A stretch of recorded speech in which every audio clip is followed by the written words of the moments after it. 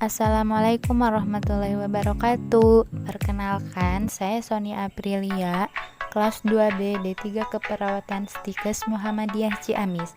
Di sini saya akan menjelaskan perawatan luka perinem.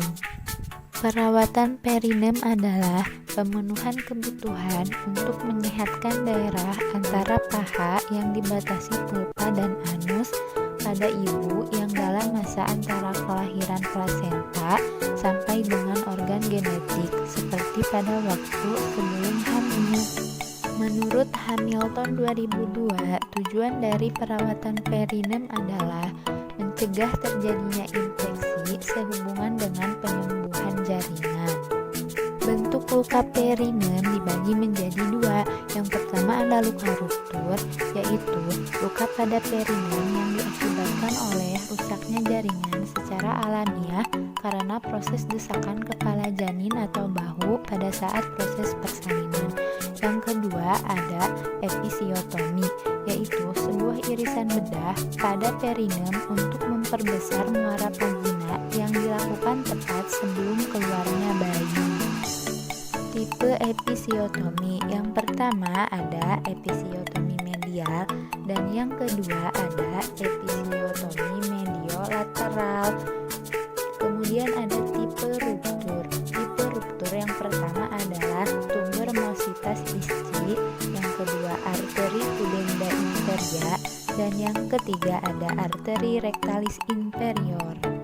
Lingkup perawatan perinem yang pertama ada mencegah kontaminasi dari rektum, yang kedua menangani dengan lembut pada jaringan yang terkena trauma, dan yang ketiga bersihkan semua keluaran yang menjadi sumber bakteri dan bau.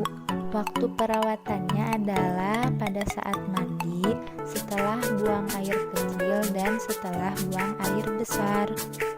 Penata laksanaan. Yang pertama ada persiapan ibu postpartum. Perawatan perinem sebaiknya dilakukan di kamar mandi dengan posisi ibu jongkok. Jika ibu telah mampu atau berdiri dengan posisi kaki terbuka. Kemudian ada alat dan bahan. Alatnya ada botol, baskom, dan gayung atau shower air hangat dan handuk bersih. Kemudian bahannya ada air hangat, pembalut nipas yang baru, dan antiseptik. Yang kedua ada prosedur. Yang pertama adalah mencuci tangannya. Yang kedua mengisi botol plastik yang dimiliki dengan air hangat. Yang ketiga buang pembalut yang telah penuh dengan gerakan ke bawah rektum dan letakkan pembalut tersebut ke dalam kantung plastik. Yang keempat berkemih dan buang air besar ke toilet. Yang kelima semprotkan ke seluruh perinem dengan air.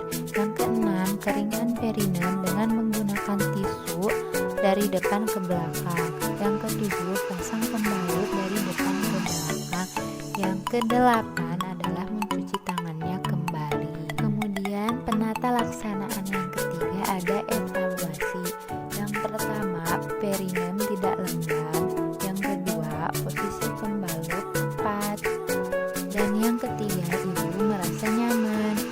Faktor yang mempengaruhinya ada gizi, obat-obatan, keturunan, sarana dan prasarana, budaya dan keyakinan.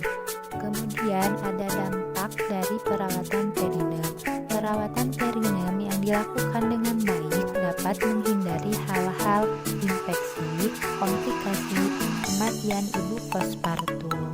Sekian video dari saya. Wassalamualaikum warahmatullahi wabarakatuh.